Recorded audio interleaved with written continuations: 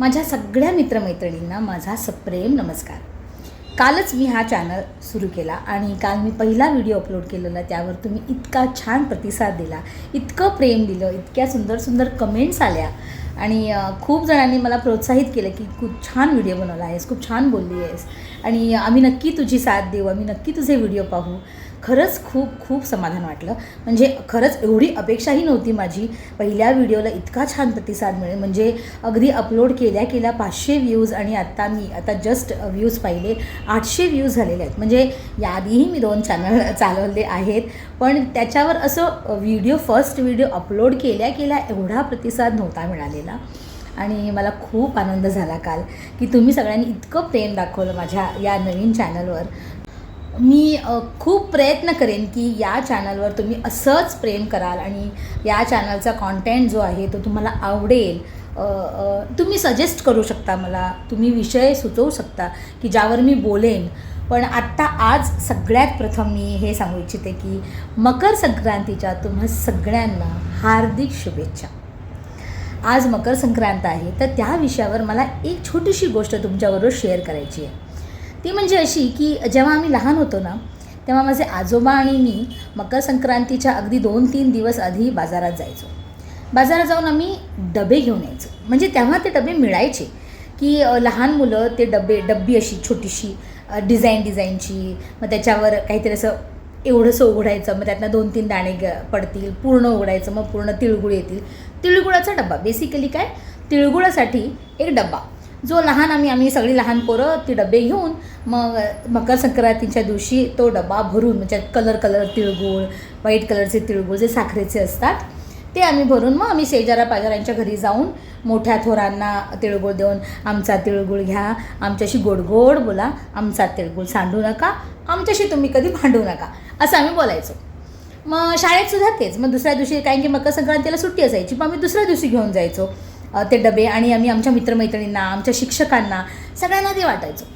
पण आजकाल मला असे डबे, पोरं असं हातात डबे घेऊन फिरतायत किंवा असं घराघरात येऊन तिळगुळ देत आहेत, हे कुठे दिसतच नाही आहे, कुठेतरी लुप्त होऊन गेलं आहे. आणि जर तुमच्या घरात तुम्ही ही प्रथा अजूनही चालू ठेवलेली आहे, तर तुम्ही आपली मराठी संस्कृती जपताय, ह्याचा मला अभिमान वाटतो की हां बाबा, की आहे या जगात अजूनही काही लोक आपली संस्कृती जपत आहेत. कारण आपली संस्कृती ही आपणच जपायला पाहिजे आणि आपणच आपल्या मुलांना शिकवायला हवं की मकर संक्रांत म्हणजे काय, मग ते त्या दिवशी का साजरा केली जाते, का आपण तिळगुळ वाटतो, या सगळ्या विषय फक्त गुगलवर किंवा सोशल मीडियावर पोरांना कळावी हे कितपत ठीक आहे. म्हणजे आता सोशल मीडियावर सगळी माहिती मिळते, सगळीच. म्हणजे तुम्ही काही टाईप करा गुगलवर, तुम्हाला गुगल पूर्ण अगदी व्यवस्थित माहिती देते. पण सगळंच गुगलवरच का हो? आपली संस्कृती, आपले सणवार, आपली जी एवढ्या पिढ्यानपुढी चालत आलेली ही तिळगुळाची प्रथा आपण का चालवतो, हे आपण आपल्या मुलांना नको का सांगायला? आपण सांगायला हवं ना. हे सगळंच आपण गुगलमध्ये शोध मिळेल. तुम्हालाही याची माहिती आहे की नाही हे आधी विचार करा.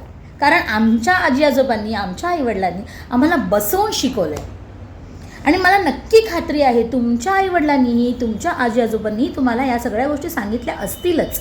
शाळेतही शिकवल्या जायच्या. मी मराठी मीडियममध्ये शिकल्यामुळे सगळ्या सणांची माहिती अगदी डिटेल आम्हाला शिकवली जायची की का हे सण साजरे केले जातात. मग आजच्या आपल्या पिढीला आपण नाही शिकवलं तर ती पुढच्या पिढीला कसं बरं शिकवेल? सगळं काही टेक्नॉलॉजी म्हणत, मॉडर्न म्हणत, काय म्हणतात ते, आता सगळंच सोशल मीडियाच्या या जगात कुठे ना कुठे आपली परंपरा मागे उरत चालली आहे असं मला वाटायला लागलं आहे. मग का नाही बरं आपण आपल्या मुलांना तो छोटासा डबा द्यावा जो आपण वापरला होता. म्हणजे नॉट ऑब्व्हियसली तो डबा नसेलच आता, पण त्यासारखा एखादा डबा, मग त्यात तिळगुळ भरून की जा बाबा आपल्या शेजाऱ्या-पाजाऱ्यांच्यांना वाटून ये, तिळगुळ घ्या, गोड बोला असं म्हणून ये. मग ते का म्हणावं हे सगळं तुम्ही त्यांना सांगा. आवडेल त्यांनाही ऐकायला. तुम्ही सांगत गेलात ना, तर प्रत्येक येणाऱ्या सणाला ते तुम्हाला प्रश्न विचारतील की हा सण आपण का साजरा करतो, हा सण आपण साजरा का करतो. आईवडिलांनी आपल्या मुलांना आणि पुढे त्यांनी आपल्या मुलांना असं सांगत गेलं तर आपली संस्कृती टिकून राहील. ही एक छोटीशी गंमत होती ॲक्च्युली आमच्यासाठी लहानपणी की ते डबा घ्यायची पूर्ण. म्हणजे प्रत्येक सणाला एव्हरी सण म्हणजे कुठलाही सण असा नाही की ज्या सणाला आम्हाला काहीतरी एक्साइटमेंट नसायची.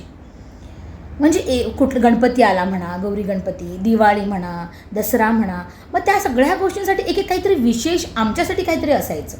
मग आम्ही त्याची वाट पाहायचो. आत्ताच्या मुलामुलींना, छोट्या मुलामुलींना सणांच्या तेवढ्या काय म्हणतात ते महत्त्व किंवा तेवढी एक्साइटमेंट राहिलेलीच नाही आहे.